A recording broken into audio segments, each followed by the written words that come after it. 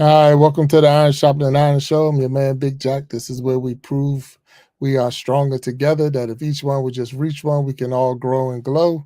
And here we are. It's another show, another opportunity to reach out and touch and reach out and meet someone and meet and greet is where we at. So I'm super excited today. One, we know we talked about it before in other shows that the month of May is National Foster Care Month. So a lot of our shows have been focused in that direction for this month. And this one's not going to be any different. So we're going to definitely get in a little deeper in conversation and all, and definitely talk about some of I would say the ins and the outs about foster care. So, and that's what we're going to do on today's show. So we have a special guest. Matter of fact, we got more than one guest that's going to be on the show today, and we're going to have some deep conversations about that, and then just who our guests are. You know what we do in the Iron Sharpening Iron, so we're going to have some fun with this also. So if you give me a second, we get the guests up on the stage, and we can move forward. So give me 1 second so I can get them up on the stage. Give me, yeah, we're had to do some moving around, so yeah. So give me, it's coming up. All right. Let's get him up on the stage. Boom. So, all right, we got my man here, Mr. Delbert Pope. How you doing, sir? How you doing today? I'm well, sir. How are you? I'm doing well, doing well. Super excited about having you on the Iron Sharpening Iron Show with me today, and I thank you for being a guest on the show. Thank you for having me. All right. So let me tell you before we even get started, you are now live. We're live on YouTube. We're live on Facebook. We'll cut some of this out and make short videos of it and put it on Instagram and TikTok when the show is over. But and that's what we try to do. That's what we're all about. And we'll go throughout the show and we'll talk about talk as me and you are talking. We'll take a break and recognize the people that might be in the chat. I see they're starting to come in now, and once they start coming into the chat, we'll recognize them and this make sure that we greet them. So I see Miss Kimberly Pope is in the house right now. Yeah, that's my Uh, pig. Okay, all right. So Kimberly Pope is there. I see Rudy is in the house. Niecy Jackson is there. So Niecy Jackson is that's my aunt. So I'll just give you that. And today's her birthday. So happy birthday Oh, to happy her. So happy birthday. birthday, Niecy Jackson. Just want to make sure that we shout that out. We got B Better Than Nightbot in the house, and we thank B for being there. And then everyone else that's in there, if you leave a chat or leave something in the chat, we'll know that you're there, and then we'll recognize you when we can. So Delbert, thank you again for being on the show. But introduce yourself. Tell us a little bit about who you are. Yes, sir. So my name's Delbert Pope, and I am a resident of the great state of West Virginia. Originally from Maryland, I grew up in Seat Pleasant, Maryland, the home of Kevin Durant. Yes, indeed. But I what do I do? I pastor a church in Berryville, Virginia, and I've been pastoring there for 7 years. And then outside of church, I work for an organization connected to West Virginia University through the Center for Excellence in Disabilities. I work with a program called the Regional Transition Navigator Services. And what we do is we support youth between ages 14 to 25. We help them get connected to services that will help them, those who are out of foster care, coming out of foster care with no permanency plan. We get them connected to services that will help them get, become more independent. If they need help with schooling, employment, those kinds of things, we get them connected to those kinds of services. And then because we're connected to the Center for Excellence in Disabilities, we have a strong emphasis on youth who are struggling with substance use disorder, those that may have emotional issues. There's a program at the CED that focuses on traumatic brain injury. And so we get those kinds of referrals, and we get all of those youth connected to those services. Prior to being with the Regional Transition Navigator Services, I spent 10 years with the court-appointed special advocate program, which is a national program. In the state of West Virginia, we're recognized as CASA, C-A-S-A, Court-Appointed Special Advocate. But throughout the nation, either the program will be a CASA program or a Guardian Ad Litem program. Mm. And I spent 10 years doing that work. And I'm so grateful because it allowed me to engage in the world of foster care with children from birth to age 18. Mm. And so with this new work that I'm doing, it allows me to participate with them on the other side of that. Right. Yeah. So I'm grateful for that opportunity and that experience. No, thank you for the introduction. That was awesome, and you got a lot of stuff I got to feed off of right there. So, I mean, you're in West Virginia, so I mean that's one thing definitely in common. There was a time I was in that state of West Virginia, Yeah. but then you said Sea Pleasant, so I too grew up in that area. So that's another thing. But and pastor the church, so Yeah. we be rocking right here. Yes. But with all of that, the part of you. One being a former CASA worker, and now they said the regional transition navigator services that you're with Yes. now. So so that's a huge to hear that there's a program for when they're starting to age out and helping them get to their next step. And Yes. that was something that I don't know. I didn't know that they had a such thing. I didn't know that there was a program for that. Is that a new program or is that something that was going on for years? That's a great question. So this program is we're only in I think we're headed into our 5th year. Mm. So when they brought me on, we were right at, I believe they were closing out year 2. So the program, quite honestly, is still in a stage of infancy. Though we are connected somewhat to, to the West Virginia Department of Human Services, somewhat, we're not bound to their protocols and regulations. And so we have the opportunity with this program to write the book on what we do. Oh, okay. Well, that's cool.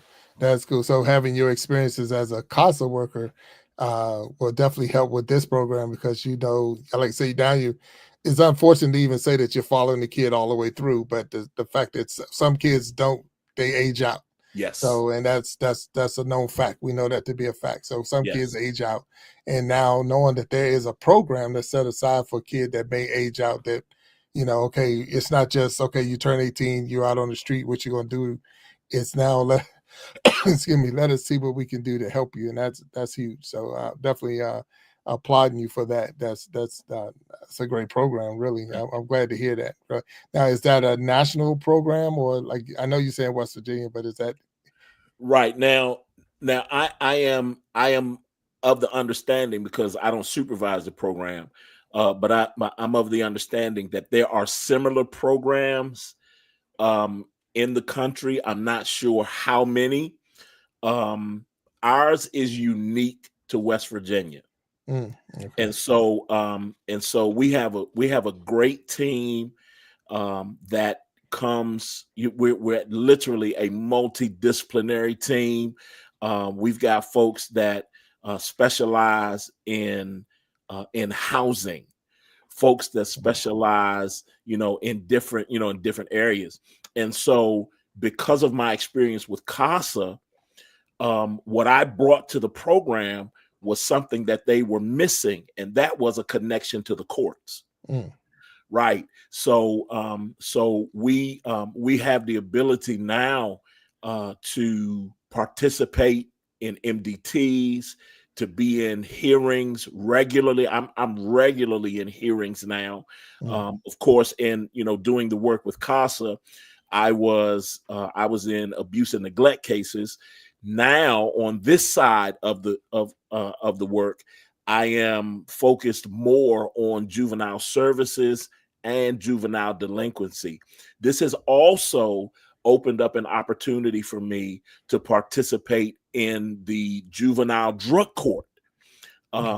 In fact, it's not even called that anymore. We call it youth treatment court now. Gotcha. But Okay. it's an opportunity. It is an opportunity for us to engage with youth who are struggling, locally with substance use, having challenges in school, and all of that. And so I sit on another multidisciplinary team to be able to help guide, direct, and foster and promulgate some hope for these kids. That they can be successful. They can rid themselves of those detrimental habits, and they can become productive and useful, and very, very possibly become people who are peer mentors to their friends. That's cool. I mean, that's excellent. Really, the whole program that you're describing is excellent, and to be able to work on their behalf, even after, I know where CASA cuts off is this where this new program is picking up, and that's Yes, yes, huge. That is huge. yes. So that we're going to take a quick break, and when we come back, I want to talk a little bit more about the CASA program. So if you can Okay, very good. that, and we do got a guest that's going to come up with us on that time. So let's take a quick break. We'll recognize the people that's in the comment section, and then we'll bring our guests on. All right. All right. Very So good. be back in 1 second, everybody. 1 second. Get ready for the ultimate live experience. Join us on stage where music, poetry, and comedy collide in a night to remember. Top musicians, spoken word artists, and comedians come together for a unique and unforgettable show. From soulful melodies to side-splitting jokes, this jam-packed event has it all. So sit back, relax, and enjoy the ride as we bring you the best of the best in this one-of-a-kind performance. Are you ready for the next We Be Jammin' Live?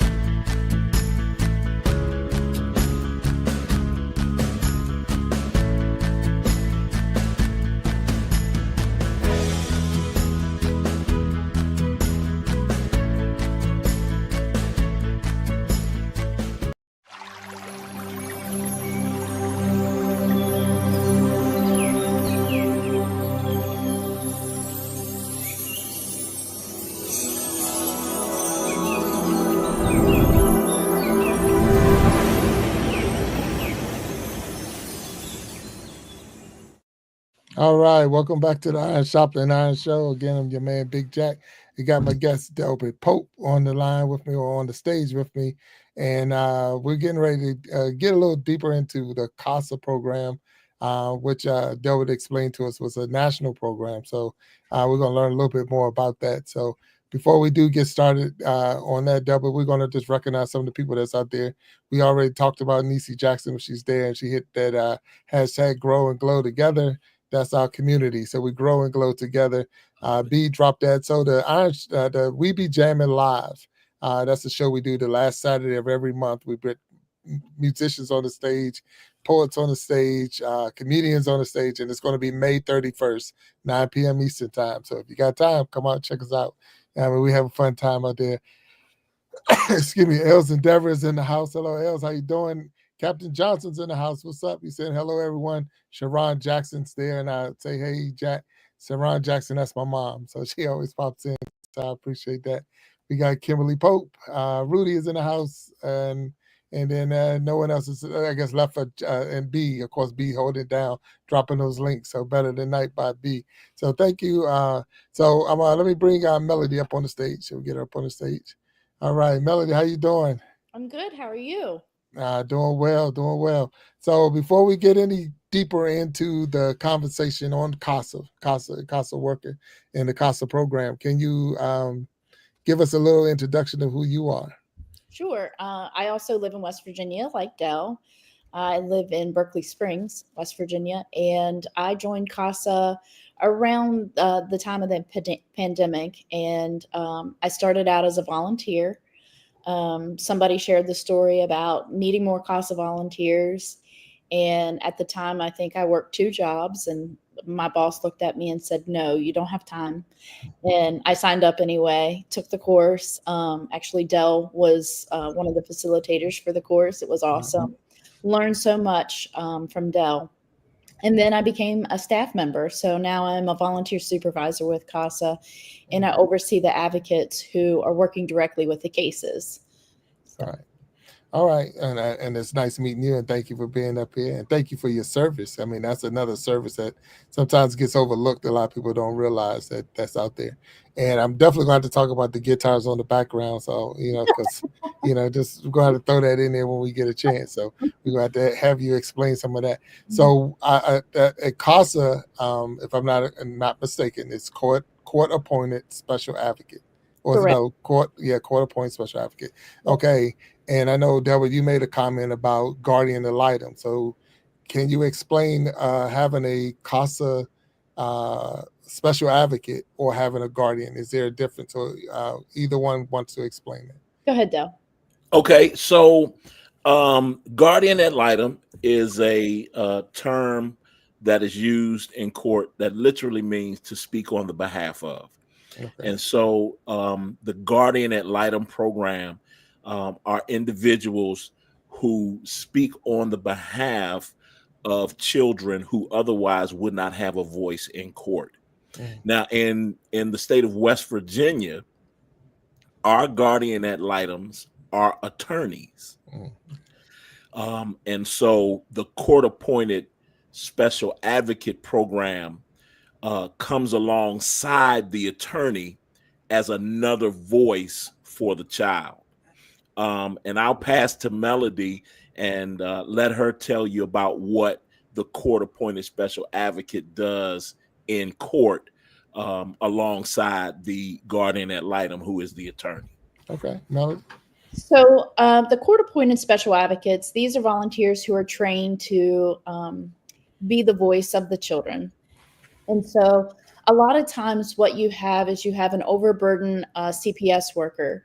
You have overburdened attorneys, but a CASA volunteer is assigned a case. So they have the dedication and the time to really focus on just that individual case. And we tell people that they're basically the eyes and the ears for the judge. And so we write court reports, and they actually go to the judge. They actually go to all the parties, but it really details what's happening in that child's life, whether it's at school, whether it's in the, their foster home, whatever is taking place. If there's hardships for the child, if the child hasn't seen their parents and they're asking, hey, when can I see my mom? When can I see my dad? So the advocates really are the voice of the children, and then they make recommendations for a safe and loving and permanent home. Oh, that's cool. Now, when I was as a foster parent, so I was a foster parent, and I remember the program. I didn't know that, say, a CASA worker could be a guardian ad litem, because I only knew them as attorneys. So I thank you, Delbert, for explaining that it's just being on behalf of. So it's really speaking on behalf. So technically, even a parent could be a guardian in that sense. Yes. So if you're a foster parent and you're speaking on behalf of the child, you too are in that guardian ad litem. So thank you. See, I learned something all the time. So and with that, do you not get overwhelmed? I guess I'm more thinking of how many can a CASA worker have at that time? How many kids could you have as a CASA worker? Well, I have certain CASAs who volunteer, and I had one that had like 7 children in one case. So sometimes you have the same mom and same dad, but sometimes you have mom to this one, this one, this one, and dad to this one, this one, this one. And so there's a lot of parties involved, trying to schedule sibling visits and making sure that the kids are seeing each other. But this particular family, the foster took in all 7 kids. So it was amazing. But I also have a number of volunteers who take on multiple cases. So some cases we only have 1 child, other cases we could have 3, and so on and so forth. So I think the most that I have right now, I have 1 person that is working 4 cases, but this person is also retired. So it, offers a little bit more flexibility for her. Wow. So I know one of the things I experienced, and I guess as a foster parent, is when you have the kid and the case is over. So say they go back to their permanent home, or they go back to their birth parents or whatever. You don't hear anything else about them. You don't learn it. Is that the same for a CASA worker, or do you get to see what's going on with the case or anything else? Once reunification happens, then yeah, it's kind of the case is essentially closed. We are looking at ways to kind of extend things. We're looking at a program called Permanency Services, so that it'll have like a 6-month period where after reunification takes place, there's eyes still on the kids. A lot of times what we have happen is, there are so many things that the parents have to do as part of their improvement period. And so they're doing this, they're checking boxes, going along well, because everybody's watching them. And then when the case closes, that's when things kind of start to go back to the way they were. So with this permanency services program, what our goal will be is to kind of keep eyes on them a little bit longer, making sure that they have the support system and the resources. Because again, when the case closes, it's like everybody that was there is now gone. Drug testing is no longer required. And so just like when somebody's on probation or parole, when you're on probation or parole, you're on your best behavior. But when you're not having anybody check on you, then you're like, I might be able to do this. So this way, the case will stay open a little bit longer, and that support system will be there. So, and it's also great for the kids. So we're staying in touch with the kids, watching that transition from whether it's foster care or a kinship placement back into the parents' home. So, all right. So I guess what motivates you to want to be a CASA worker? Is it I will go with Delbert first and then come to you, Melody. But what was your motivation to want to step up like this? Because it's a volunteer service, correct? At first, it is. Okay. So I'm just going to be upfront and candid.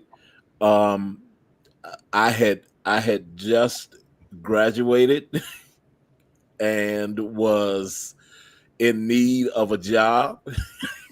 Gotcha. and the placement coordinator told me about this position that she was aware of. She reached out to the organization, which was CASA, told them, and they were in a hiring process, and they were down to their final 2 candidates. And she said, "Don't hire anyone. I've got somebody that you've got to meet." Oh, wow. And so I interviewed with them, and I think they hired me the next week. And so, to be quite honest with you, I believe that this was destiny at work, if you will, because this literally placed me in a position to be able to use my gifts, my talents, my skills, my abilities in a way that engaged directly with an affected part of the community that often is neglected and underserved. And that's where my passion is. That's where my heart is. Of course, I just said that I pastor a church. And so that's literally where my heart is. Right. And so this was an opportunity for me to do, quite honestly, the pastoral work in a very secular kind of way. Right. Yeah. So it was, it was an amazing opportunity, gave me an opportunity not only to engage with the community, in a sense of being involved in court, but the number of individuals that I had an opportunity to train and train with, to teach them how to do this work, to be able to connect in an area of similar passion. It was just, it was, again, I believe it was destiny for me to do that kind of work. Oh, wow. Right. Hey, thank you again. So Melody, how was it the same? So it's a little different for me. Actually, I worked in healthcare for over 20 years. Okay. And so I actually worked part-time for a drug prevention agency. My daughter struggled with addiction in high school, and I was one of those parents that was like, I would never have to worry about that because my daughter was the co-captain of the basketball team. She played softball, volleyball. She was, a good kid. And I found out very quickly that that was actually not the case. And she was struggling long before I even knew. So when I started working with Morgan County Partnership, which is the drug prevention agency, and we work closely with youth, that's when at a coalition breakfast, I heard the CASA story. And I thought, wow, I really want to check this out, especially kids that are affected by substance use, because many of our cases initiate through substance use. It's kind of like what came first, the chicken or the egg. Sometimes it's mental health, sometimes it's substance use. But so essentially that was where my passion kind of got ignited. And so when I started as a volunteer, I was like, I'm in love with this work. I took a huge pay cut to go to CASA from healthcare. And I really did. I just fell in love with the work with the kids. And it kind of gave me a different angle because I had started a nonprofit for people in recovery. And so my compassion for that was just, like I wanted to see everybody get help, and I would do whatever I could do to get people into rehab and recovery. And so then when this opportunity came along, I was like, well, not only can I help the kids, but maybe I can help the parents, and we'll say a lot, when the kids do well, the parents do well. Or when the parents do well, the kids do well. Sorry, I got that backwards. No. But really, I think mine was kind of destiny too. People will say when something bad happens to you, would you go back? Would you change it? And my daughter's in recovery now, and she is doing so well. And she often will say, I wouldn't change anything, even though it was really hard. She said, so many people have been helped as a result of what I went through. And so, I've had conversations with respondent parents, and we talk about the challenges with drugs. And while I haven't been in their shoes directly, I can tell them as a mom, I've been on that roller coaster that was taking twists and turns that I had no control over. So I know how substance use can affect a family firsthand. And I believe in recovery. I believe that children should be with their parents if those parents are able to be successful.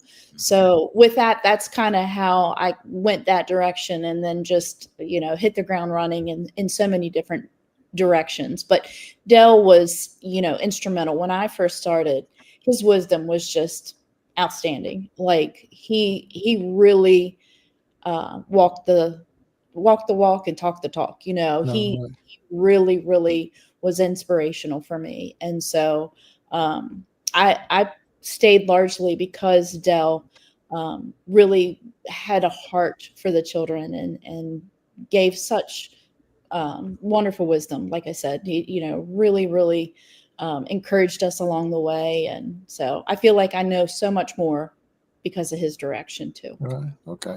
So, and thank you for that. And thank you for sharing the story with your daughter and what she went through, because I think that probably, like you say, in the destiny world, but that was that gave you that spark. And, like we say, not just help mine, but help others as well. That's, like I said, she's not the only one that went down that road. And that's huge. So yeah, thank you. Excuse me. So how many is normally on a like a CASA team? So I mean, what's the normal base? Is it like 10? How many volunteers? How many volunteers? Yes. So right now I probably have 10, but I'm in the small rural area of Berkeley Springs. So I know our counterparts in Berkeley and Jefferson County that are also part of our team have a lot more, probably 15 to 20. So that's why I think I have a lot of people that take multiple cases, because our numbers are smaller. We would love to get more volunteers. It's just a small community, and so it's a challenge. So Billy, I just want to jump in here. What I've encountered with attending national CASA conferences is that in more urbanized areas, those numbers are going to increase in terms of the number of cases, the number of volunteers, and then how those case assignments roll out. I recall one program that was highlighted in South Carolina, and their program was a guardian ad litem program, not necessarily Quarter Point Special Advocates, same family. But this particular program talked about how many cases they had assigned to them. They had like 400, 500 something cases assigned to just their program. And out in California, the Los Angeles CASA program talked about 3,000 cases assigned to their program. And so it's gonna vary from state to state.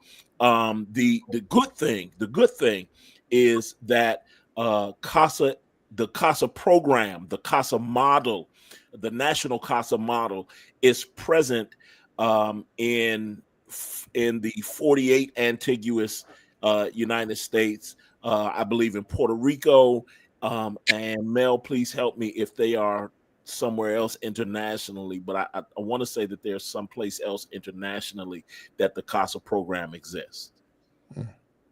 Yeah, we don't have a CASA program in every county in West Virginia either. So that's the other piece of the puzzle is you have to have, we have a state CASA, but you don't have, every county that serves. So there are some voids in our own state. So, and now, is it automatic that once a child goes, say, through a court system, that they get a CASA worker? Is that an automatic thing? No, it's not automatic. Now, we do have certain judges who will automatically assign CASA, and then if we have the availability with a volunteer, then we can put them on the case essentially. But typically, you kind of look at the petition and you see, would this benefit from having a CASA? In Morgan County, where I'm at, the judge will assign CASA to every case. And we do try to keep every case served, just again, because we're rural and it's, a smaller community. But our Berkeley County and Jefferson County, it's completely different because there's so many cases and just not enough volunteers. Wow. So what help do you have? Do you have each other, I guess, to lean on to support one another? Because I can only imagine the stories that you go through and the things that you hear to try to take that home or have to take that home. It's like that could be overwhelming. So do y'all support one another? Is that how you work? We do. And we have what's called a chat and chew once a month, where our advocates can get together and just talk about things that they're going through with their cases. We have a volunteer administrative assistant that loads our petitions into our database. And he recently sent a message to the team and said, I know you guys are used to seeing this, but this last one that I just entered was really, really hard for me. And so we do rely on each other, especially in times where you're trying to wrap your head around some things. And the only other people that can understand that are the people that have actually been through this same experience. And it dealt with a sexual assault of a biological parent and his daughter. And, that's just, it really is. It really makes you just like, holy cow, how important is our job? That sometimes we have to protect kids from their parents. Right. No, 100%, and you're absolutely correct. I see Kamaria Jackson's in the chat, and she said I never heard of CASA until I became a foster parent. It doesn't seem like it's well known. And again, it wasn't. I was too. I'm that's my wife, so I didn't know that there was a such thing, because you hear all the time, you hear Child Protective Services, DHHS. I want to try to say if we say those letters. So what's that? Department of Human Health and services. Human Services. Yeah. So Yes. make sure we get the letters because it's so many. But then when we became foster parents, and then it was like, okay, I'm the child's CASA worker, and I'm like, what? So someone else got to come look at my house. So somebody else I got to talk to, someone else we got to explain, and they're down. Okay, and we as foster parents, we had some. I would say it was some challenging cases, and sometimes it's like, it's hard to believe that someone would do that. It was hard to believe that a child would go through that, and so again, I applaud what you do because I know that it has to be difficult because you're hearing all of these cases. You're sitting in court all day, and then when and it's like nothing changed. Mhm. That's the nightmare part of it. It's like, okay, they're giving this person a break. This was the person who did whatever, and they're saying, okay, we're gonna let you take this child back home. Like what? And okay, and you don't get to say anything. You there, but you do get to say something because you're speaking up for the child. So, but that's the bonus to that part. So, Well, that's the I'm saying, one thing. That's right, the one thing I really like about CASA is we interview and kind of get information from the foster family as well. So I've always included that in my reports. So not just how well the child is doing where they're living, but any concerns that you have. If the child gave you information that maybe wasn't even disclosed to the court. But yeah, I'm with you. Sometimes I sit in court and I'll be honest with you. I'm like, why are we even going down this road? Because it doesn't look like there's light at the end of the tunnel at times. right. There are times when I go in, I'm like, there's no way this case is going to be successful. And sometimes I'm proven wrong. But it really is hard to kind of take that step back and say, okay, is this fixable? But the challenge that I always see is the generational trauma that's passed down. So the person that's going through what they're going through, that respondent parent, probably had an upbringing similar. And so I'll tell people all the time, if you were raised Amish, what are you going to grow up and be? You're most likely going to be Amish because that's what you know, right? And so the same thing is true with these kids. They're just become a product of their environment, and that's normal for them. And so then you have the second set of kids kind of involved in the system. And so it would be great to be able to break that generational curse, Right. so that it doesn't continue. So that's it. It is totally challenging, though. Oh yeah, Can I go ahead. add to that? Yeah, go ahead. Tim. So and I'm sure you can attest to this, Big Jack. I was going to call you Billy. It's all good. I'm sure you and your wife can attest to this. The fact that the CASA report that goes to the judge carries so much weight with the court. Quite honestly, in my 10-year experience with CASA, I have seen cases turn on a CASA report. Right. The judges take great they place rather I should rather say they place great weight on the words that CASA speaks regarding child, family, and future. No, and you're right. we had a castle worker and I would say phenomenal. She Yes. was one of the, Yes. you know, Yes. I'll Yes, say you best did. we could ever. Yes, you Yeah. did. And she's gonna be a guest in a couple of weeks on the show, so Oh, we'll have that's her up great. there. Yeah, yeah. So, That's great. but so yes, we did. So going through the program, but again, we saw so much, and it gets frustrating and it gets tiresome because a lot of people don't realize there's a process, and Mhm. and your voice means a lot, but you're speaking on the behalf of the child. And that was one of the things. And my wife was way better than I was with it, but she was definitely taking all the notes and having, I mean, everything that we noted it. Yeah. They woke up this way, they went to sleep that way. They, every time the phone ring, they screaming or yelling or whatever. And we saw a lot of stuff, and we was Yeah. able to again advocate for the child Yeah. on, because they had, some of them had a lot of different medications they were on that they just probably didn't need that medication. It's like, does anyone ever check them for this or that? And so we was, like I say, everyone that walked in our house, it was like that was our child. It wasn't ever the, they're just here for a couple of days or whatever. Yeah, they might have been, but they're going to get the royal treatment for the couple of days that they were here. Yeah. And so again, we did that as foster parents. But then, like I say, you're sitting in the court and you're listening to the case, and you're like, I can't believe we're getting ready to go down this road. And then it's like, as I see you in the comments, sometimes common sense is not common sense. You would think it would be easy, but I know it is a process. So is the goal to try to get them back? I mean, I just don't know. Is the goal trying to get them back with kinship or back with the parents? Is that So, the yeah. original goal? So really, the goal is reunification. That really is the goal, but it's only the goal until it's no longer safe.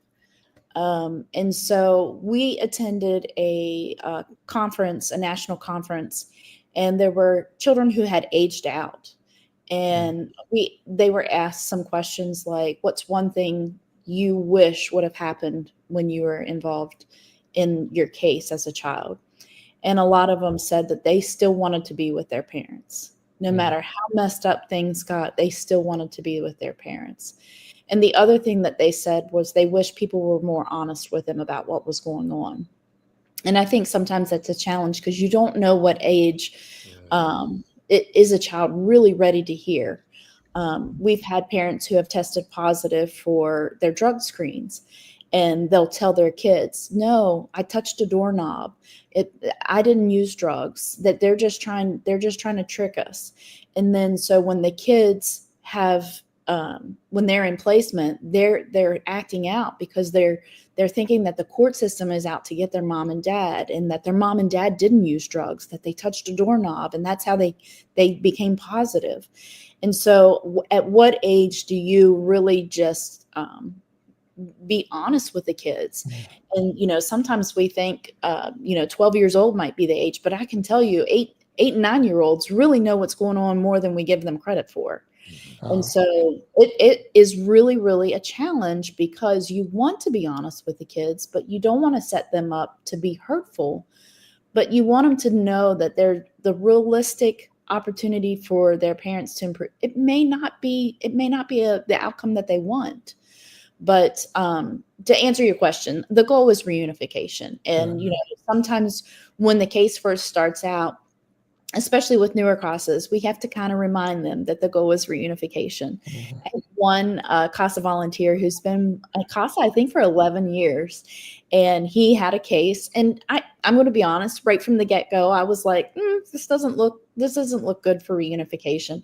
But we can't say that, right? We have to give them a chance. Right. And so his first court report, he recommended termination. And I said, you can't recommend termination on your first court report. You have to give him a chance. And he said, all right, I'll listen to you, but just know that this is how I feel. And I said, I completely understand. This is a really sad situation. I totally get where you're coming from, but we have to give him a chance. Did it end up in termination? Yes. But we couldn't start out from the get-go like, don't even give them a chance. And then there are aggravated circumstances too, where if the case has like a sexual component, typically we're not advocating for reunification in those cases. So Right. No, I understand that. So, and one of the big things that when you made a comment about an 8-year-old having a lot more insight.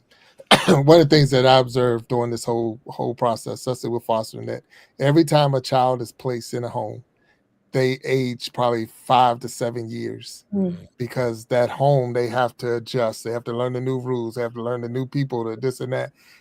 You're talking to a 5-year-old, but it's like talking to a 12-year-old. It's like, That's a wow, great wait a minute, observation. because they aged. It's like they had to adjust. Great So when observation. you say an 8-year-old, if I ask you, well, they're 8 years old, but how many times they've been placed? Oh, two. Oh, yeah, yeah. You're talking Yeah. to you're talking to a 15-year-old. Yep. They know more about the system than you know right now. So and they're just waiting for the shoe to drop or whatever. And it's like they're not going to do anything. They know the ins and outs. Plus, you know what your house is like before the CASA workers show up. You know what your house is like before the caseworkers show up. All of a sudden, we're going to clean the house. We're going to get everything straight in order because casework coming.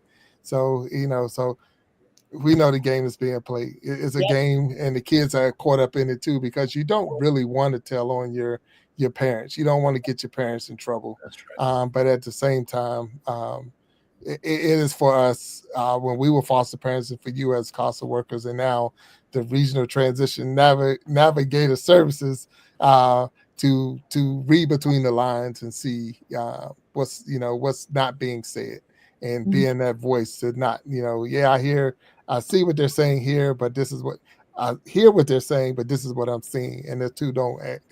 The math is not mathing, so and that's one of the things we have to pay attention to. So we're going to take a quick break, and then when we come back, we got my man Walt Talk's going to come up on with us. And Melody, you okay? You can hang for a little while. Yeah, Okay, I absolutely. appreciate it, Delbert, to hang with me. All right, Yeah, so yeah. we're going to come back on the Iron Sharpening Iron show, and we'll be right back. And this time we'll bring Walt Talk up on the stage. So give me 1 second, and we'll be right back. Get ready for the ultimate live experience. Join us on stage where music, poetry, and comedy collide in a night to remember. Top musicians, spoken word artists, and comedians come together for a unique and unforgettable show. From soulful melodies to side-splitting jokes, this jam-packed event has it all. So sit back, relax, and enjoy the ride as we bring you the best of the best in this one-of-a-kind performance. Are you ready for the next We Be Jammin' Live?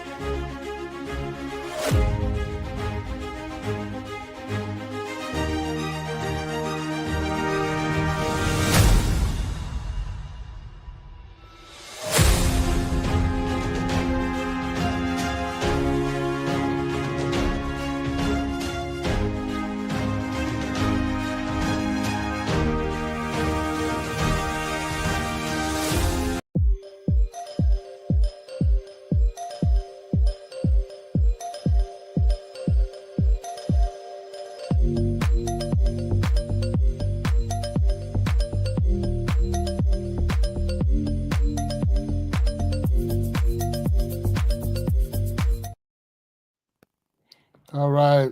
Welcome back to the Iron Sharpening Iron show. Man, Big Jack. And we got Melody Stotler with us from CASA out of the Eastern Panhandle, and Delbert Pope with the Regional Transition Navigator Service. And we've been talking about CASA program, the program itself, some of the ins and outs, the support systems as far as for the CASA workers, the volunteers that speak out on behalf of the kids. And wait a minute, we got one that's getting ready to come up on the stage. So let's get my man Walt up here. Give me 1 second. Here we go.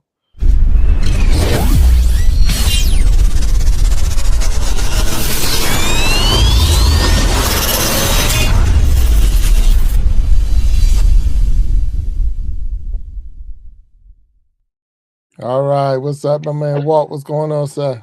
How you doing, sir? Can you hear me okay?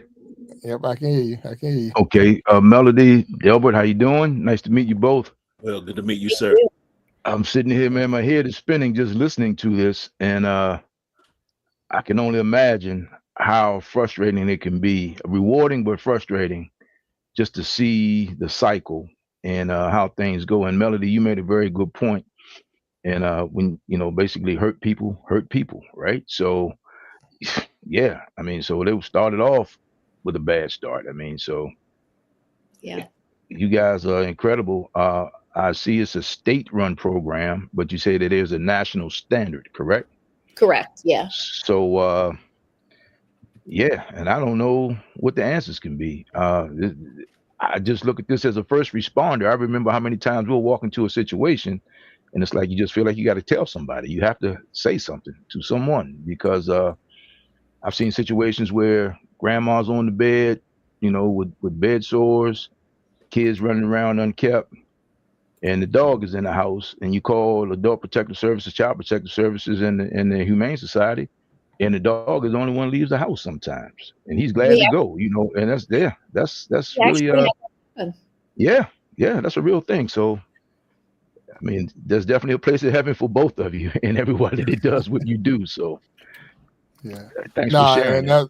that was a good point that you made there, Walt. And a lot of people don't understand or don't realize. And that was something I learned when I was in foster, that pets or animals had rights before kids had Yes, rights.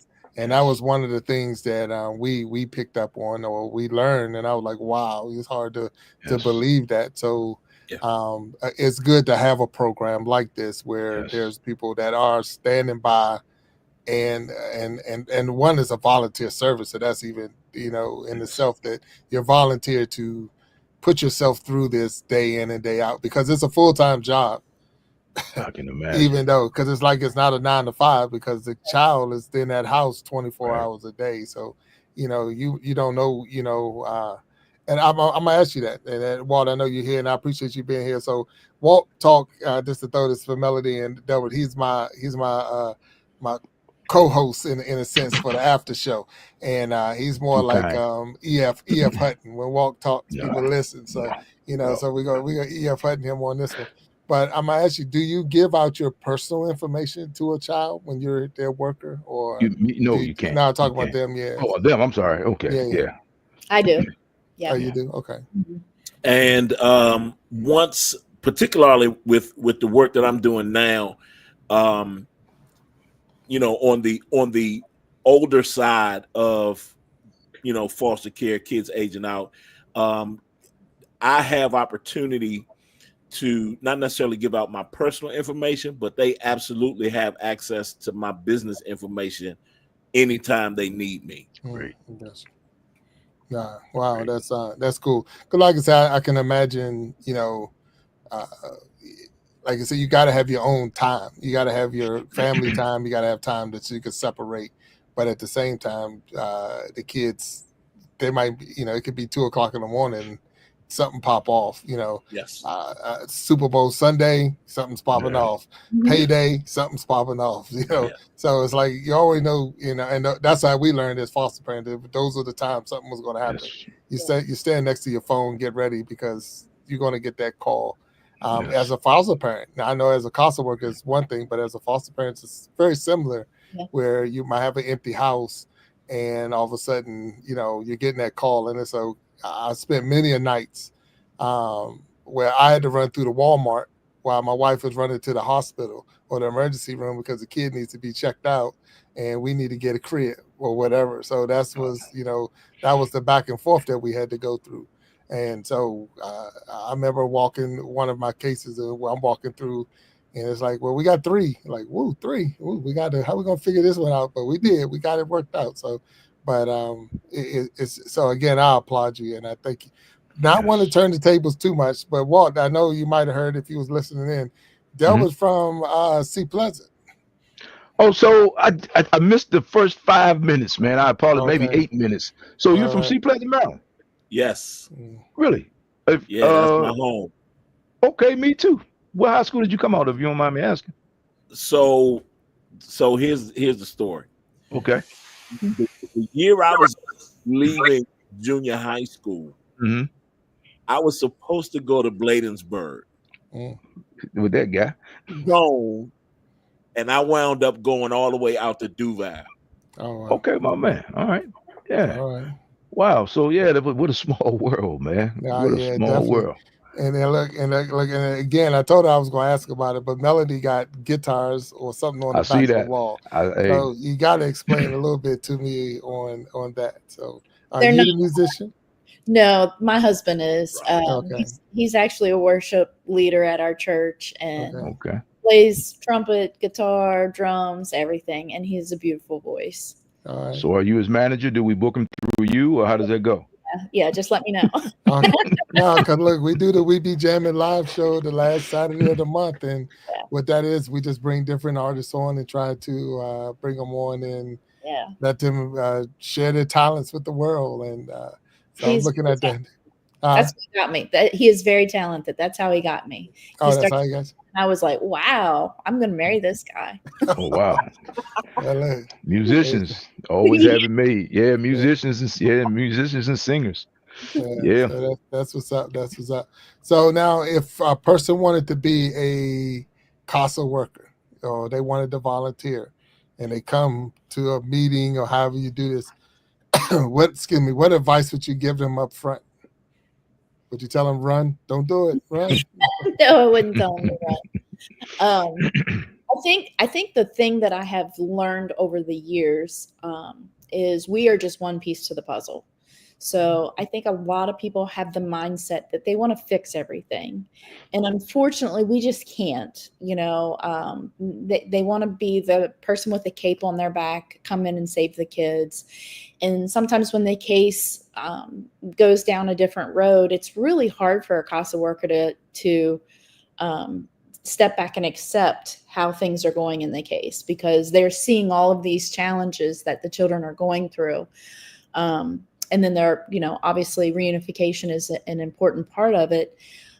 So I think the biggest thing that I would say to somebody who's thinking about becoming a CASA is it is very, very rewarding, but it does not come without stress. And it does not come without worry. There are a lot of times where at night you start to think about, well, what if?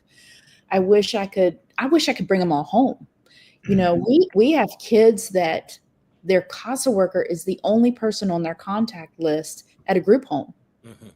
Other kids are lining up to call their mom or their aunt, their grandma. And then we have some kids who are lining up.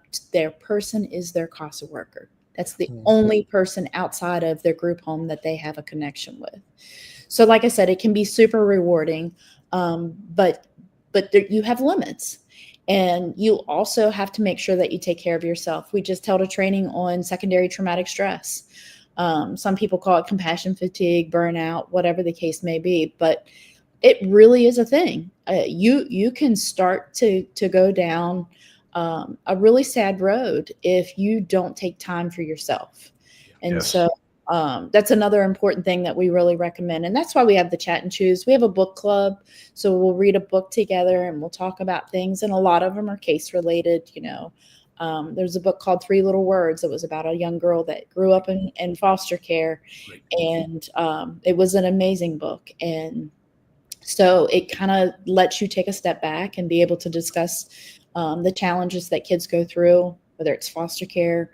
And I think the biggest one, too, is kinship placement. I don't think people realize how much more important a CASA is in these kinship placements. I had a great grandmother, one of my first cases, I was raising 3 of her great grandkids, a great grandmother, and you imagine you're talking about getting the call in the middle of the night and having to run to Walmart. But can you imagine being in your 80s taking care of a baby? I know I couldn't do it. Yeah. So those are just different things that you're going to encounter. And sometimes the CASA is the support for that family member. They can't get a hold of other people in the case because they're, the system's overburdened. And so somebody just reaching out and saying, hey, I'm down to my last pack of diapers and I don't have any. We'll make sure you get diapers. We'll make sure you have that formula. So very rewarding, but it does not come without, stress. I have a two-part question, if I may. First of all, how old are they when they age out of the system? Well, that's a great question. So technically 18. Okay. They can sign themselves back in if they want to go to college, and there's different things and that's one of the Dell's areas of expertise. Oh, man. And so, but technically 18. And what's really challenging is, these kids that are in group homes. And so as soon as they turn 18, they've been being told what to do their entire life. Right. And so you give them the opportunity and say, hey, you can get benefits and you can go to college.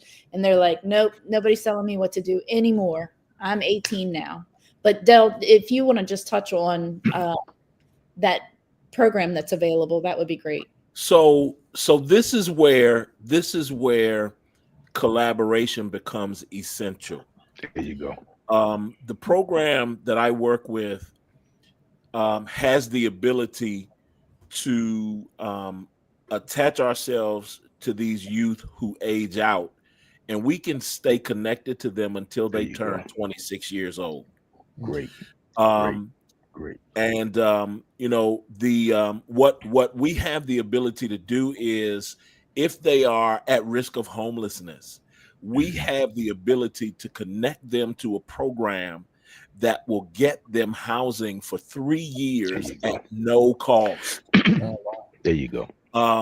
And that gives them an opportunity to find employment. And then if they need employment, we have an employment liaison who can help them with that. And this gives them an opportunity to to develop those life skills. We stay attached in that way to help them develop those life skills so that they can maintain their independence and hopefully improve their circumstances and situations, so that once our hands are off, they can live on their own, and be productive. And again, this is why I say this is where collaboration becomes that much more important, because it is simply a means of handoff. Yes. We get to get involved in the lives of these young people when they turn 14 years old. We have an opportunity to stay with them for 11 years. Great. Where the system here in West Virginia, where the system will drop them immediately at their 18th birthday. Yes. We have the opportunity to stay engaged with them. And so that's why I say the collaboration is so important, because where CASA has to say, I got to let you go by our standards and protocols, here's RTNS now who can pick up the ball and can walk with you the rest of the way. That's good. Yeah, and we also have a Fostering Futures program that we've implemented at CASA. And so once a month, these kids get together. It gives them the support, knowing that there are other people who are going through the same thing that they are going through. But they're covering different things with these kids, things that we take for granted that, our parents would have shown us growing up. Yes. Just the financial piece and knowing how to do your taxes, filling out a job application. Yes. So that happens once a month. And then there's an actual additional program that they do where it's called a Fostering Futures Summit. And so that happens once a year, and the kids go to Shepherd College and they get lots of hands-on different things. And they play fun games too. So, but it gives them that camaraderie with people who are going through the same things that they're going through. All right. So, and thank you for sharing, both of y'all, on that. So Patricia White puts in a comment, could potential Medicaid cuts affect these programs? So, and I was going to ask something similar. Are the programs restricted to just the state? So say I'm 22 years old. I'm in West Virginia. I'm under your program, Delbert, but I want to move to Maryland. I want to move. Can I still stay with the program, or am I restricted? And then I guess Patricia White's the Medicaid program, is that affecting your programs? So great questions. Let me take your question first. For our program, for RTNS, because we are funded through West Virginia University, we can only deal with clients who are in state. So if you move out of state, we have to turn you loose. Now, we will do our best to get you connected to those similar services in the state that you want to move to. And furthermore, we will also say to you that if you come back into the state, we don't drop you. We keep your name in our database. And if you should move back into West Virginia, our services are still available to you. Now, as it relates to Medicaid cuts, we just had our quarterly meeting this past Friday. This actually came up in our meeting. And our overarching program, the Center for Excellence in Disabilities, at least in the state of West Virginia, they are looking at this and what measures can be taken to help, I guess, subsidize in those spaces where Medicaid is cut. Nothing hard and fast, nothing that is active right now, but it's something that we're investigating, looking at, and trying to learn how to make up those differences. Okay. Because Delbert, one of the reasons I think I threw that out there, because I know when we were foster parents living in the Eastern Panhandle, we had to get permission just to leave West Virginia to go into Maryland, but you couldn't get anywhere without going. Matter of fact, to get from West Virginia to West Virginia, you had to go through Maryland sometimes. So we had to get permission. So that was one of the things where a lot of people don't know that, especially if you're living on those border or like the DMV. If you're out of the DMV, and I want to, I want to go to Northern Virginia, I want to take them to DC, and you living in Maryland, you had to get permissions. You couldn't just take their kid out of their jurisdiction and move them to another one, even for a field trip or a day trip or a picnic. So you had to get those permissions. So that's where the CASA worker also helped us, because we might not have been able to get to the caseworker, but the CASA worker was able to reach out to the caseworker faster, because they might have seen them in court or wherever where we didn't see them, because it's a lot.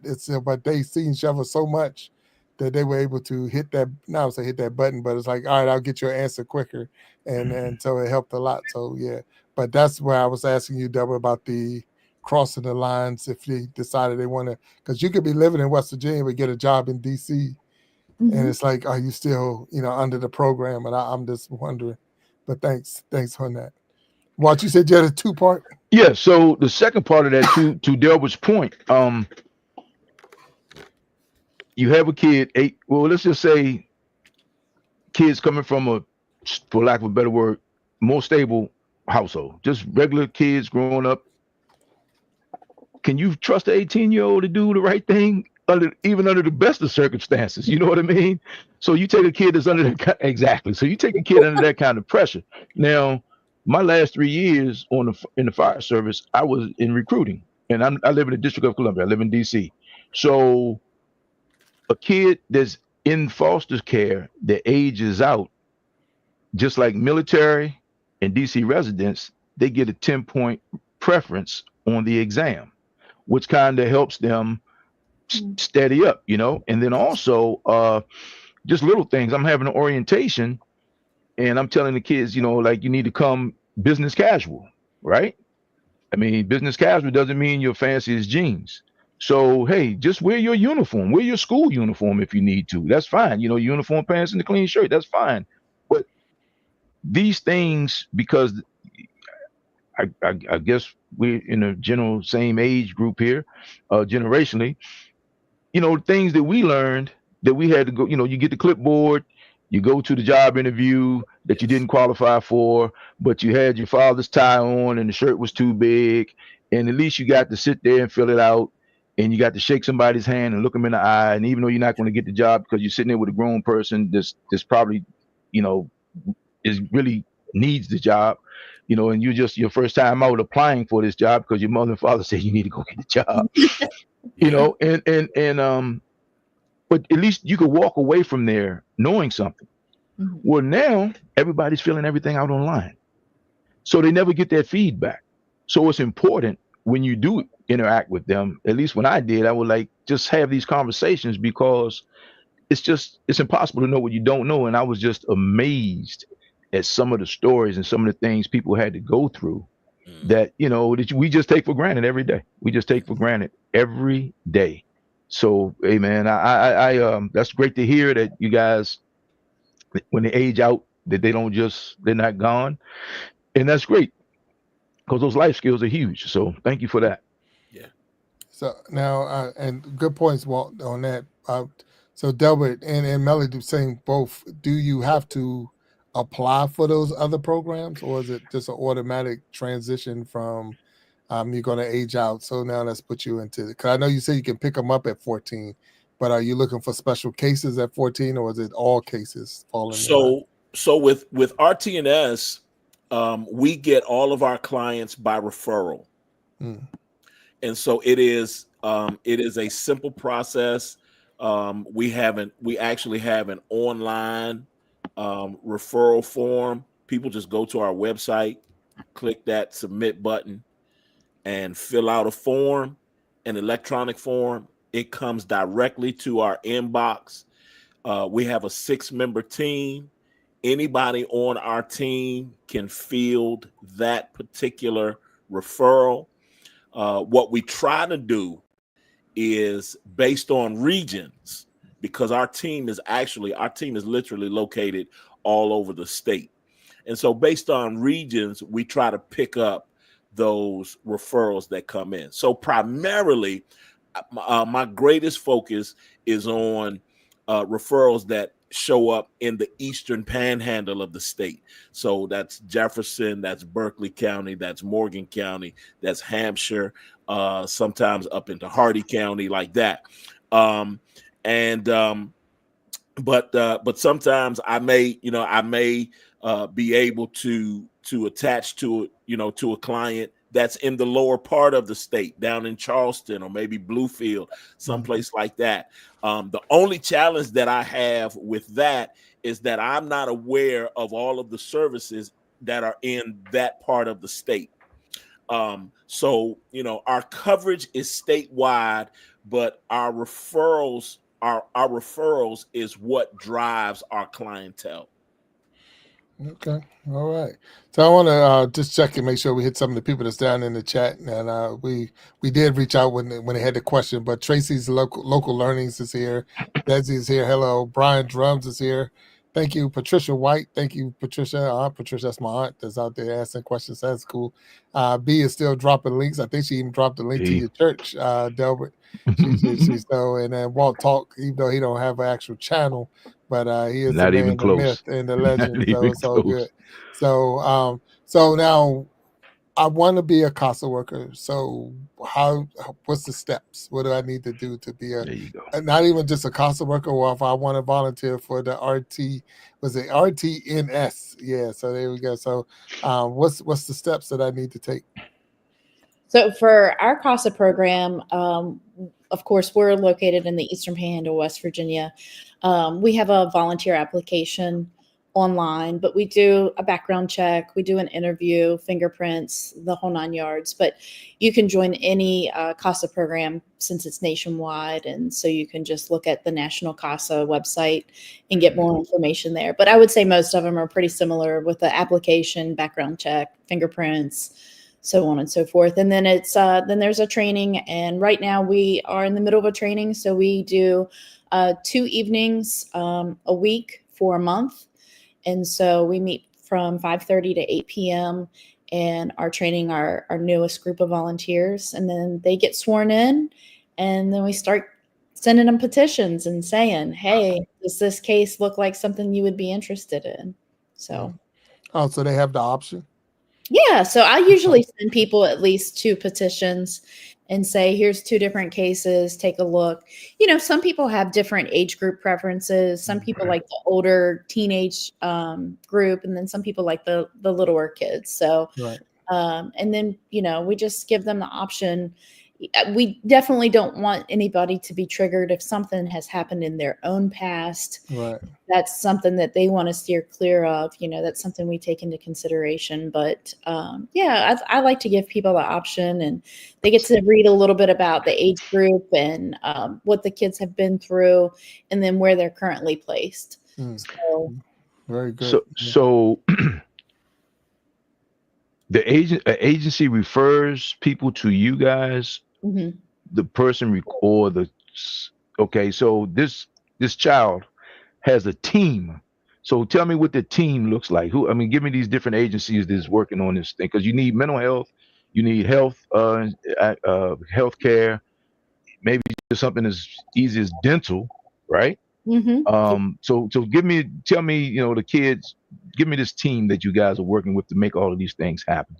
So the court team is typically made up of the CPS worker, the Child Protective Services worker. The child has an attorney, the guardian ad litem in our cases, and then each of the parents have their own attorney, and then of course the judge that oversees. Then we also have mental health professionals. We have some that are specific that will take children who are in juvenile abuse and neglect cases. So we have those players.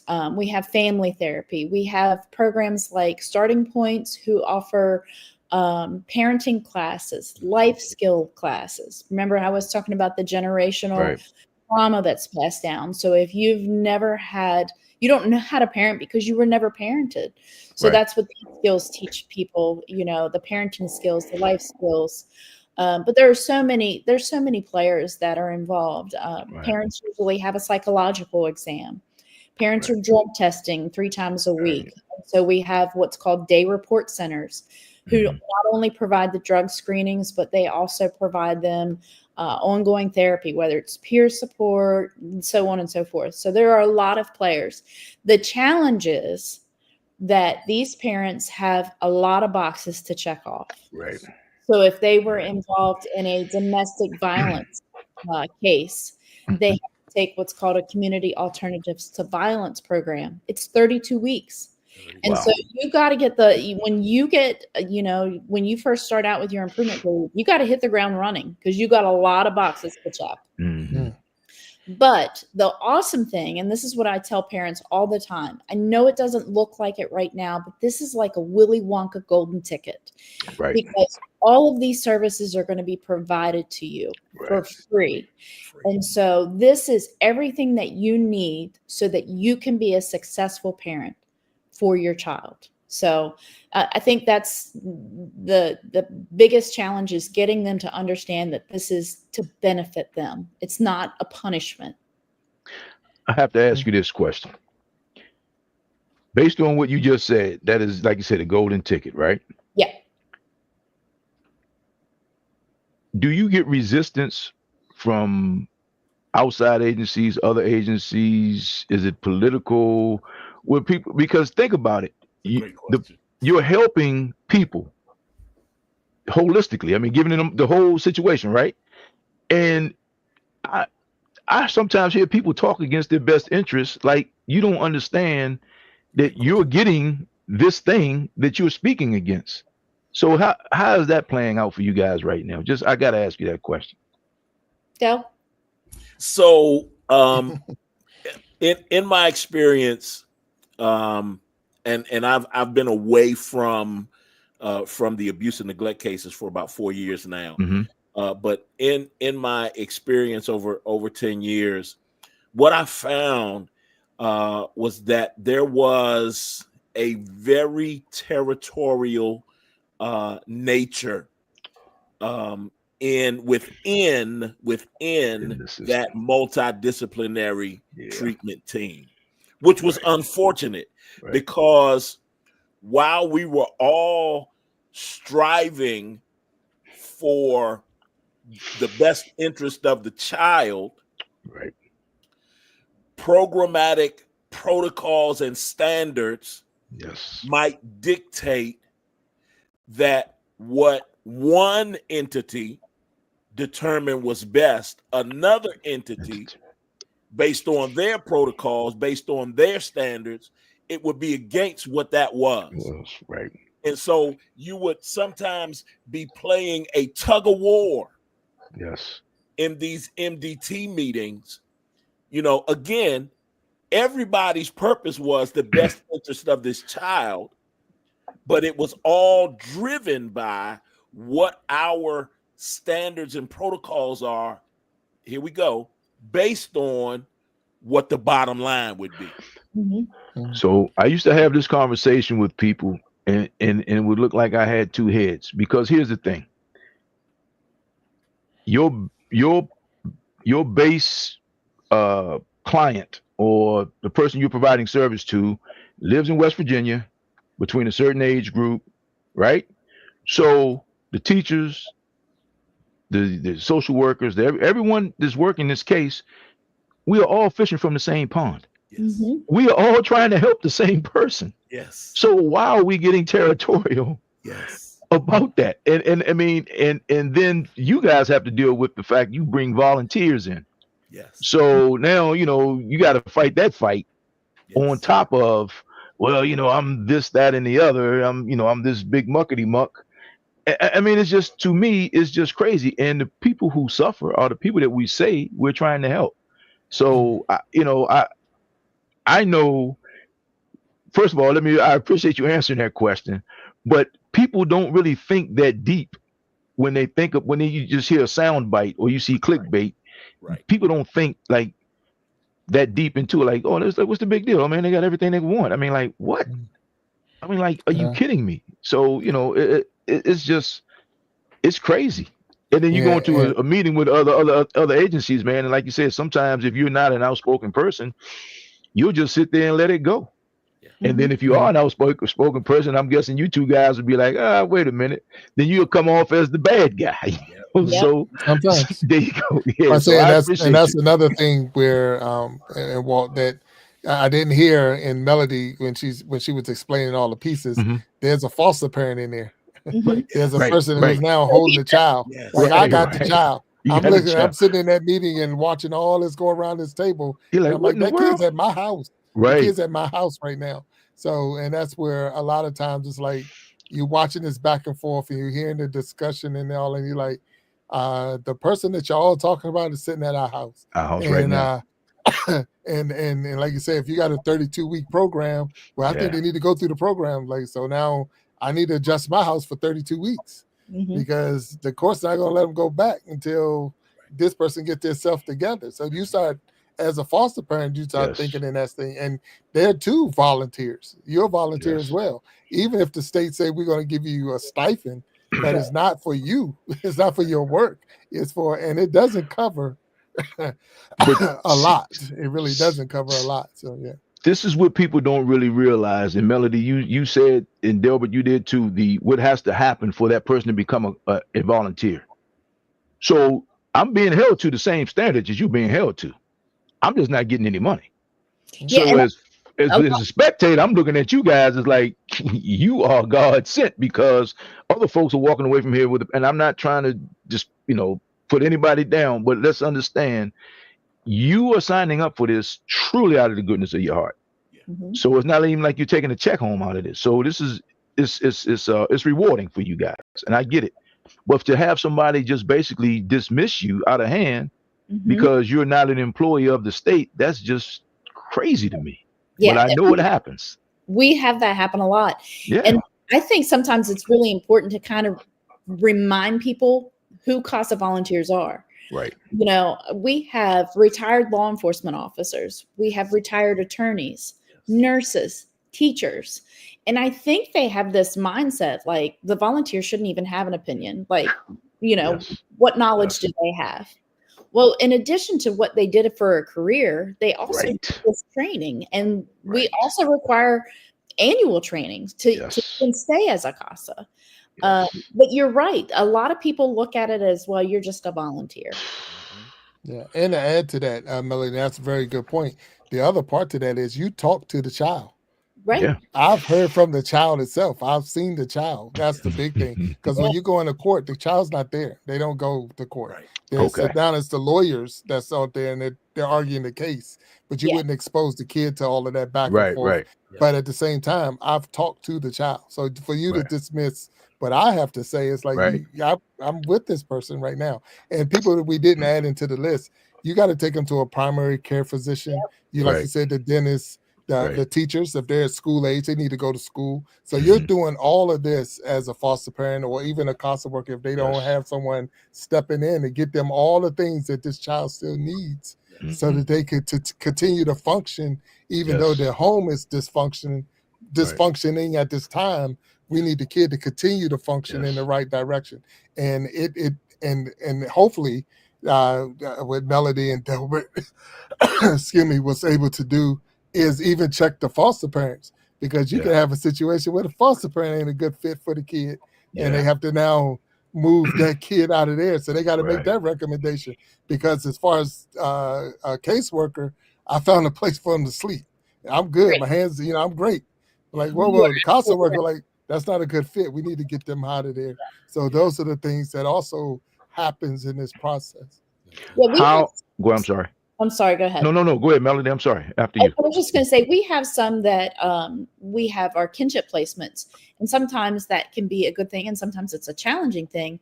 Mhm. Sometimes you have kinship placements who allow the parents full access. They're the whole reason that this child's been removed is because there's concerns, and then you have other kinship placements who it really is a challenge for them to get along with their own kids, and so it doesn't stop when the case closes. These families are damaged.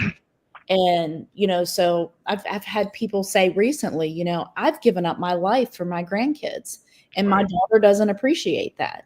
Right. And it really is. And you're talking about as a foster parent sitting at the table and all of these people are making decisions. It's the same thing with these kinship placements.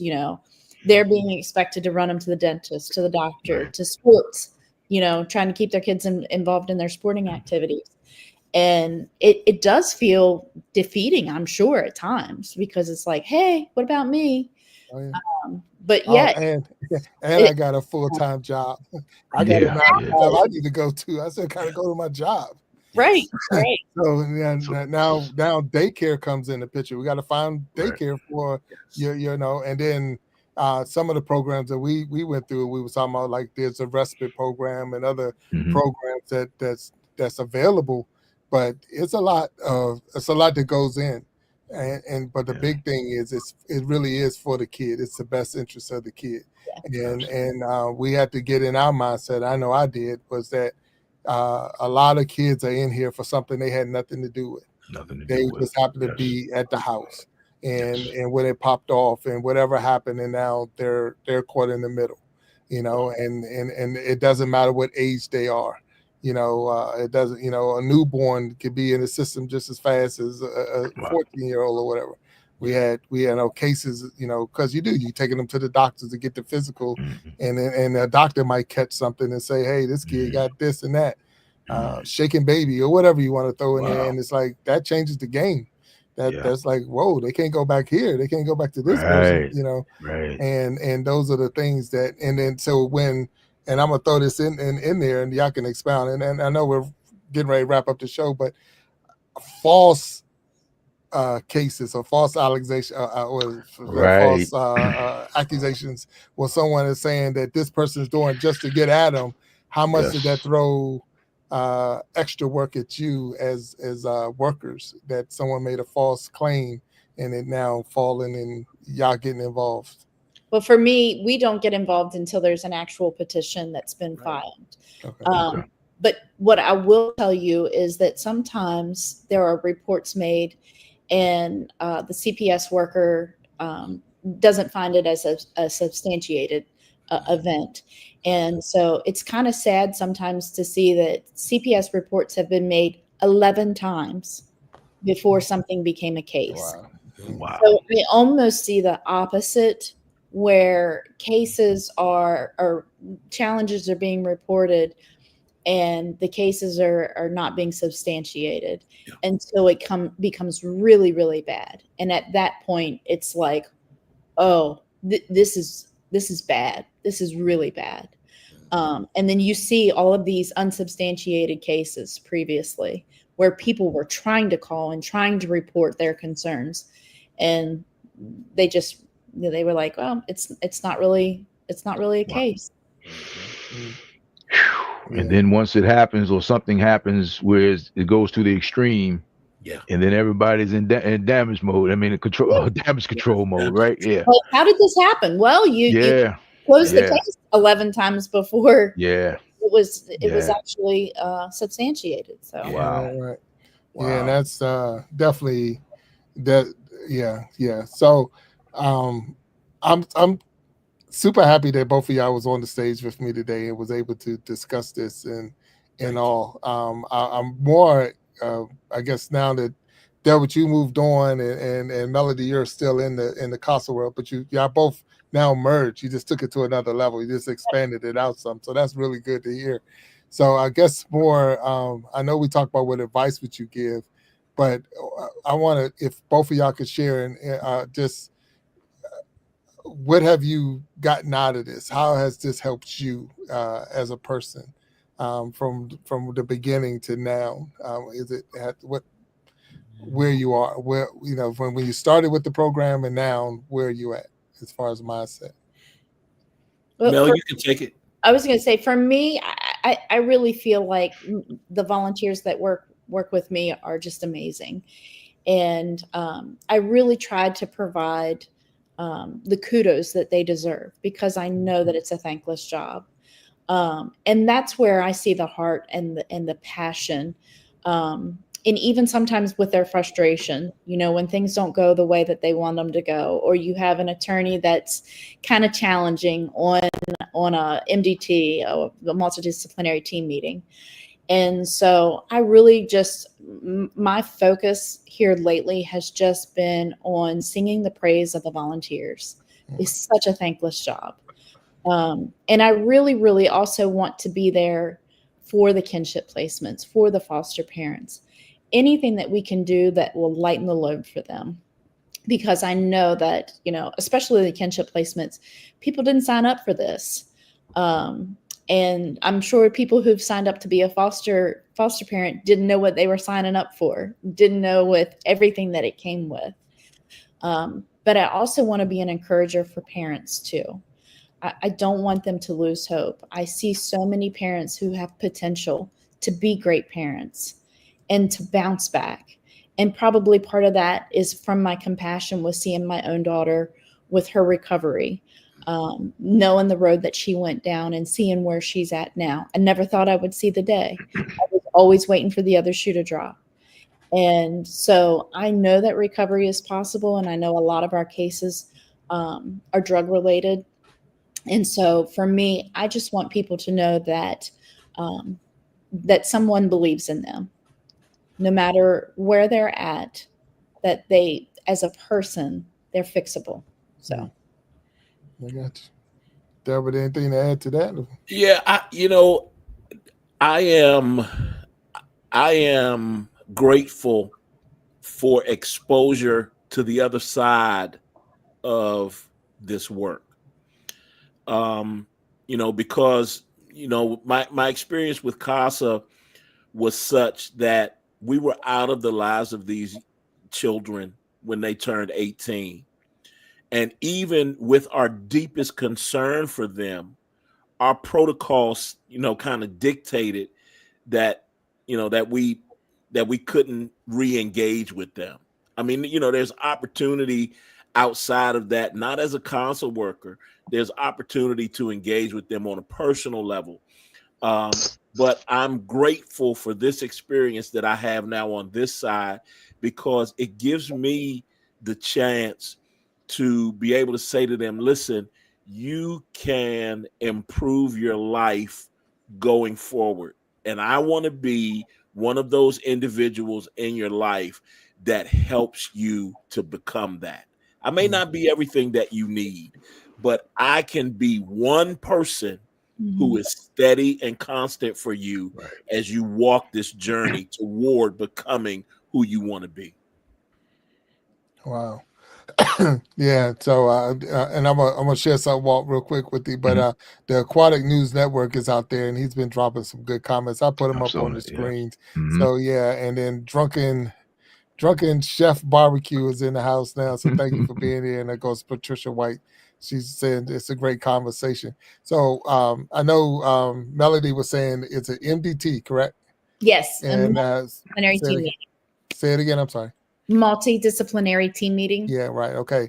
So the MDT, you go into the MDT meeting. Now, how does it, especially when you're in a smaller area, there's only 3 or 4 lawyers, right? So say the mother has a lawyer, the father has a lawyer, and the child has a lawyer. Okay. And then the next case, that father's lawyer is now the child's lawyer, the mother's lawyer is now the father's lawyer, and the child lawyer is. So you being there like, who am I now? And that's how they talk at this meeting. Like, who am I? I don't know. Am I the guardian? No, you're the guardian, because it depends on who the kid is and how they shuffle them up, because it's just a small world. So you're there as the foster parent or the CASA worker, like the CASA worker knows better because they work with them more. But when you're the foster parent, you're like, if y'all don't know what's going on, how the heck we know what's going on? Do y'all know? And the caseworker walking in with 20 cases, you just one of the 20 kids I got. So it can get real confusing on who's who, what part of this child's life are you representing, and you almost sometimes forget who your child was. You'll start confusing the cases with this case and that case. So it's super important that the CASA worker or the RTNS worker and the foster care parent are all together on their game, because of the fact that it can get real confusing. And if you don't speak up, a lot of the lawyers, they get confused on what role they're playing. They don't even, we had one case where the judge got sick, and they're like, wait a minute, now the judge went out, lawyers moved all over, lawyer got pregnant. It was all over the place. They were like, what the heck is going on? But with people didn't have the paperwork. I mean, it was wild. So, and as I said, I know my wife was much better than me, because she had a book. Every time we walked in, whatever kid we had, she had a book for them and had all the paperwork, and it helped. It really did help. Yeah. That's the good thing about, I know we're ending, but I know that's the good thing about CASAs is their reports are kind of storybook. Yes. And so if you do have a new attorney taking over, a new judge coming in, it kind of gives you the life of the case, what's been happening. So yeah. So documentation beats conversation any day. Yeah. 100%, Yes. 100%. Yeah. So it's really good. It's really good having you, Delbert, on the stage with me, and Melody. Thank you for coming here. I've had a good time learning. I mean, really learning about the whole process. Now, the one thing, and I'm gonna mention this, and we're gonna roll. This is going to be the last one I got to throw at you, because when a parent is, because I know you said there's a lot of services that's provided or the parent can take, but they're not required to take any of these. Are they required? Because I know as a foster parent, I went through way more training than I did as a parent. So, and that's one of the things. It was like, to be a foster parent, I had to go through all these classes. I had to get a background check. I had to do my credit rate. They checked my credit. They checked my house. I had to make sure I had hot water and the fire extinguisher and fire detectors, all of this stuff to be the foster parent. But to be a parent, just have sex. Really, let's be honest. That was it. Okay. Yes. So how y'all feel about that? I'm just asking on this. Well, that improvement period that I talked about, nobody has to do it, but if they want reunification and that's their goal, then yes, they have to do it. We've even had some parents that one parent does well, the other parent doesn't. And so you say, well, if you want your kids back, you're going to have to sever your relationship. And some parents will say, no, I'd rather be with my boyfriend than be with this, my kids. So yes, there is a long list that they have to complete in order to work through reunification. And it's not an overnight process. A lot of times it starts out with visits, phone calls, that sort of thing. And then you work back up towards reunification, but they have to complete that checklist if they want to get their children back. Wow. Okay. Thank you. Thank you for the answer. Yes. So Delbert. Now I'm talking to Pastor Delbert Pope in here. In the chat is River of Life Ministries, and that's Pastor Carla from River of Life Ministries, and Yes. she is from the DMV as well. She came out of PG County. Matter of fact, I think she said Duval. What Duval or Roosevelt? Yes, Was the yes, high school yes, she went to. So Okay. yes. yeah. So just throwing that out there. That's another way of networking. Seeing that Mhm. River of Life Ministry. I think they're in Tampa, Florida now, but she Mhm. does an online ministry through Tampa, but at the same time, she's out of that DMV area as well. So Okay. yeah. But I thank y'all both for being guests on the Iron Sharpening Iron Yes. Show. I had a really good time with you, learning more and more. And Walt, you got anything before we close? I'd just like to say thank you both for what you do, and I am looking forward to the day that you come back with the next Delbert or Melody, the person that has decided, hey, this program helped me, and this is what I want to do with my life. So I'm looking forward to that, and hopefully it won't be too long. And Big Jack, you may have 4,000, you may have 40,000 by then, but I'm looking forward to that because there's no way that someone that you are helping is not going to be touched and want to go in that direction. So, and Delbert, especially for you, because like you said, you get to see them the after show, after the program. And I'm sure you and Melody keep in touch, and I'm sure your Rolodexes are full, and you're getting summer jobs and placing people and doing things that again that not even in your job description. So thank you both for that. I mean, that's a great. I mean, to give you time, that's just a great thing. So thank you both for that. I really appreciate you educating me on how the system works. So thank you. Thank you. And Delbert, again, thank you, Melody. Thank you for being on the Iron Sharpening Iron Show. And again, my hat's off to you for all the work that you put in. Yes. So I only can say yes and, Wow. and thank you for your service for sure. So this is end of the Iron Sharpening Iron Show. Had a good time. We got my man Walt Talk, Delbert Pope, Melody Stotler, and we're going to get your husband on, Melody. So let him know we're going to be coming at them to get him on the We Be Jamming live show. So, but until next time, we're going to ask you all to stay blessed and peace, and we'll talk to you later. See you, Wednesday. All right. Wednesday. So until then, we'll talk to you later. All right. Bye-bye. All right.